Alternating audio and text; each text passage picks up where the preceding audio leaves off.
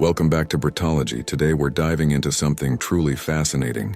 When people think of the UK, especially when it comes to luxury living, their minds instantly wander to London. The capital has long carried a reputation for wealth, grandeur, and exclusivity. From Mayfair's Georgian mansions to the sleek modern penthouses overlooking the Thames, London is seen as the ultimate hub of expensive lifestyles. But here's the twist: beyond the busy streets, red buses, and towering skyscrapers lies a side of Britain that's far more serene yet equally, if not more luxurious. We're talking about villages across the UK that look and feel more expensive than London itself. The charm of these villages doesn't come from glitzy skyscrapers or flashy shopping districts, but from their natural beauty, centuries of history, refined architecture, and a kind of understated elegance that money alone cannot buy. What's fascinating is how these small communities exude wealth and exclusivity without needing the chaos of a capital city. In fact, for many of the ultra-wealthy, these are the dream destinations, places where you get privacy, beauty, and prestige all wrapped in one picture-perfect setting. Take, for example, the Cotswolds, often described as the jewel of English countryside. This region is dotted with golden limestone, villages that look like they were pulled straight out of a storybook. Villages like Bibury, Bourton-on-the-Water, and Stow-on-the-Wold are internationally known not just for their charm, but for the fact that property prices here rival some of London's finest postcodes. Wealthy Londoners often escape to the Cotswolds, investing in lavish country estates and second homes where they can unwind amidst rolling hills, centuries-old cottages, and a slower, more luxurious pace of life. Walking through these villages, you'll see grand manor houses with perfectly manicured gardens, quaint inns turned into five-star boutique hotels, and luxury cars tucked discreetly beside centuries-old stone walls.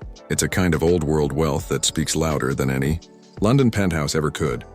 Now let's talk about the villages around Surrey, often nicknamed the London commuter belt. Places like Sheer and Godalming showcase some of the most stunning countryside living, yet they're close enough to the city for those who still need access to it. Surrey villages are filled with multi-million-pound properties, hidden behind tall hedges and gated driveways, creating a sense of exclusivity. The appeal here is obvious. Residents get lush green landscapes, historic homes, and quiet lanes while still maintaining connections to the city's financial hub. For many celebrities and business elites, these villages are the perfect blend of convenience and extravagance. Heading north, you'll find another layer of prestige in the Lake District. While most people think of this region for hiking and natural beauty, certain villages like Ambleside, Grasmere, and Hawkshead carry a kind of rustic luxury that's truly unique. Imagine lakeside mansions overlooking some of the UK's most dramatic landscapes, where privacy and space come in abundance. For those who can afford it, the Lake District offers not only spectacular views but also the kind of tranquil lifestyle that even the wealthiest corners of London can't replicate. In these areas, the value isn't just in the bricks and mortar, but in the priceless views of mountains, lakes, and forests that stretch out in every direction.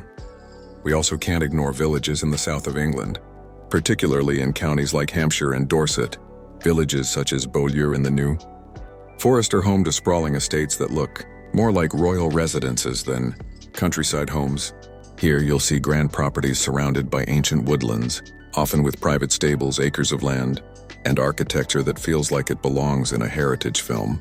Many of these villages maintain strong ties to aristocratic history, which only adds to their aura of wealth and prestige. Another surprising contender lies in the Scottish Highlands. Villages such as Braemar and Ballater are known not just for their rugged beauty but also their royal connections. The British royal family famously retreats to Balmoral Castle in Aberdeenshire, and the nearby villages carry that same royal charm. Local inns, estates, and even small cottages here are surrounded by vast landscapes of forests, rivers, and mountains. These are the kind of places where wealth is defined not by towering glass buildings, but by the sheer space and natural beauty that stretches endlessly around you. Even small coastal villages across Cornwall have seen a dramatic rise in prestige.